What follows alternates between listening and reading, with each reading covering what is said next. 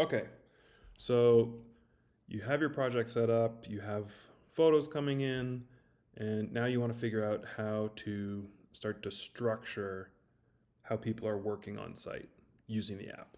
And so we have a way to take any repeated process that you've got and to put some structure around it and to tie it into some of the content you're capturing on site as well.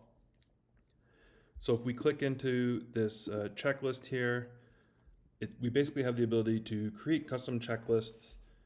You can put your own steps in the whole checklist.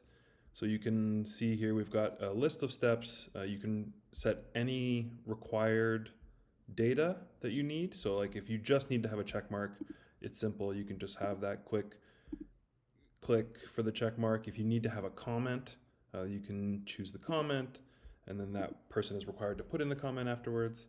And then if you need a photo, you can even require that. You can see here, obviously looking at it on the phone as well, same deal. And if you click on the photo button for the phone, then you'll go straight into the camera.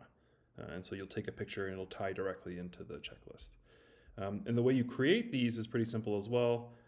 When you're on the timeline, you can just press create new checklist and you go into this screen, the edit screen, where you're editing the template for the checklist. And so in this case, you can see here, we've got that same checklist, and you've got a couple steps here that we haven't filled out yet, but you basically just put in your text that you need for the person to read on site. So the instruction, and then the proof that that step has been completed, you get to choose. So it could be a check mark, could be a comment, could be a photo, could be a 3D scan, whatever information you're looking to capture for that step you can require.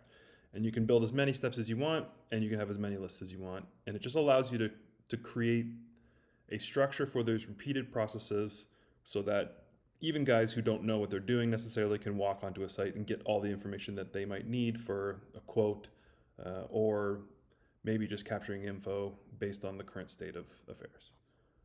Okay, great.